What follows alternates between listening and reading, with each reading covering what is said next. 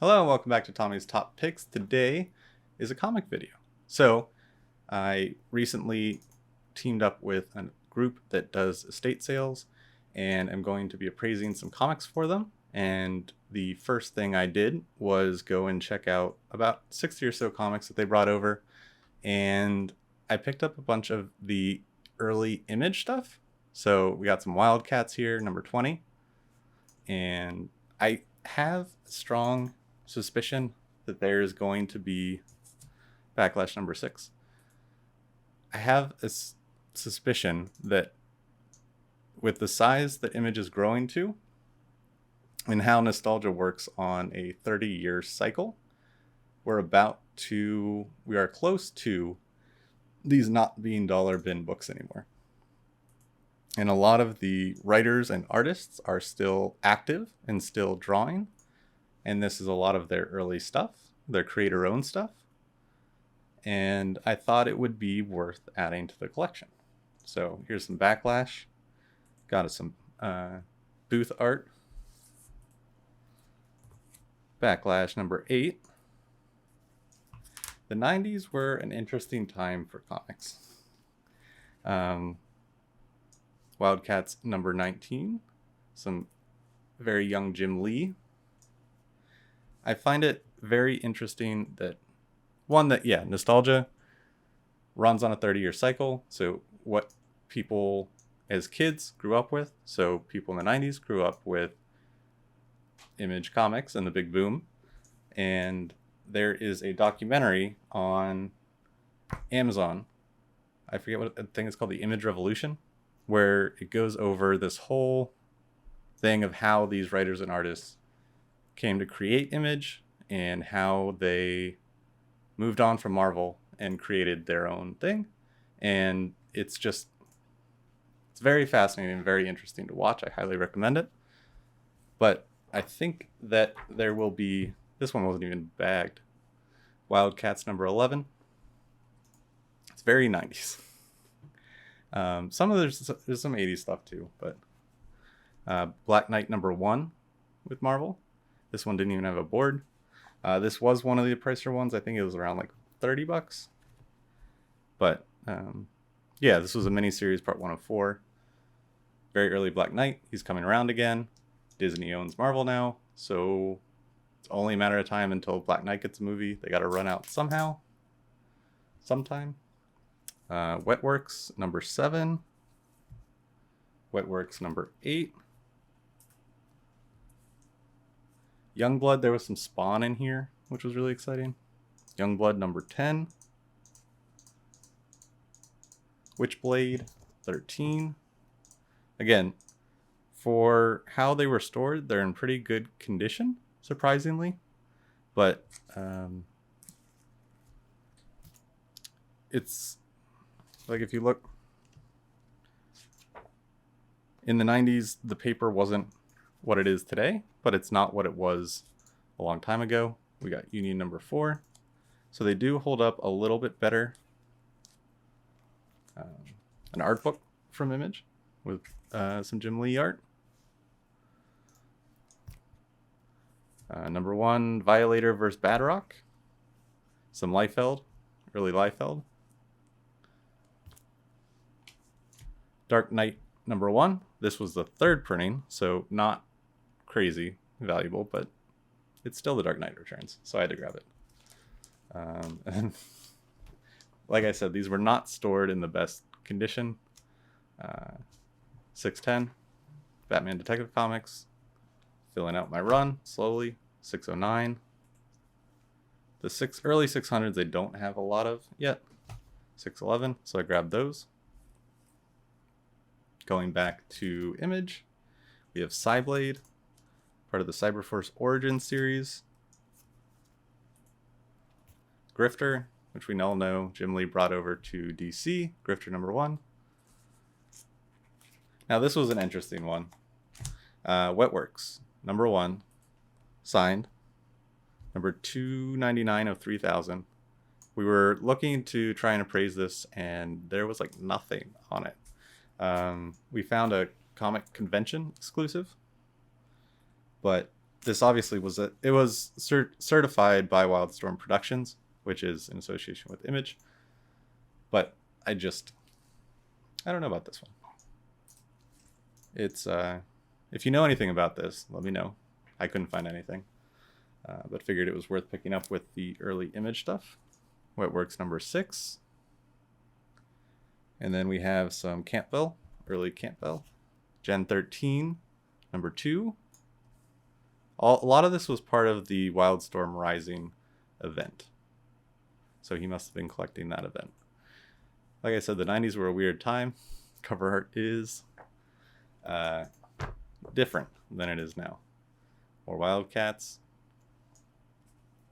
Another Gen 13. Gen 13 number 1. Which I thought was pretty cool. Codename Strike Force 13. Everything was like intense into the max. And Liefeld had a very influential art style. If you look, you never see feet on his art. Another Strike Force.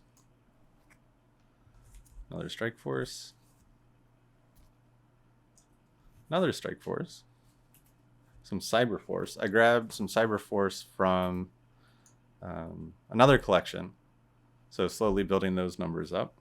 Got 15, 12. There wasn't a whole lot of Image or DC and Marvel in the collection, which I found interesting. But there was some Amazing Spider-Man 353. Again, not even in a bag, but not in terrible condition. Spectacular 186. Spectacular 190. Again, still no bag. Back to Gen 3. Gen 13, we got issue 3. I think these covers are just... Any Campbell cover is just... There's something to it. We got Spawn Blood Feud. That was the other thing of this, that there was some Spawn in it. And I have high hopes for Spawn in the coming years. Blood Feud number 1 and Blood Feud number 2. I have a bunch of the early Spawns. I think I already had the Blood Feud, but figured I'd pick up another copy. Spawn 26. So some early Spawn. I have other early Spawn, so this kind of fills in some of those holes. Spawn 27. Cool cover. Spawn 28. Spawn 29. As we get closer to the camera, I'm going to move these over so we can see more of the cover. Some of the early Spawn had some pretty wacky, crazy covers. I mean, it was groundbreaking at the time. Spawn 30. Spawn 31. Got some Backlash with more Booth. And Wildstorm Rising, number 1. Chapter 1 of the event. Deathblow, number 16. More part of the Wildstorm Rising events. Stormwatch, number 22. Another Amazing Spider-Man with the black suit, 280. Sinister Syndicate. Then I had to pick up this one because it had Nightwing on it. Action Comics Weekly, which was a weekly comic they tried to do, which was issue 613. And Phantom Stranger's in that one as well. Ripclaw, number 3. I didn't know anything about Ripclaw, but early Image, low number. Figured I'd pick it up. The thing about Image in the 90s is the number 1s really don't have that much value because they were printed to oblivion. And the farther into the series you went, the less were printed because there was less demand. And so actually the rare comics tend to be issues like 2, 3, 4, because everyone, after the death of Superman came out, everyone and their grandmas were going and buying any comic number 1, speculating that it was going to be super expensive later. And now that's sometimes true, but that is the exception. because publishers also use number ones as a marketing tool. Marvel is notorious for it. Marvel barely lets any series go above issue 20 before restarting it so that they can get new number ones, even if it's a continuation of the same exact story that you need to read the series prior. Someone sees a new number one on the shelf, they're more likely to pick it up than an issue 56 or whatever. I just find that frustrating as a collector, and frustrating for potential new readers that they're like, oh, this is the number one, I should not have to know anything. You still have to know things. Cyberforce 13.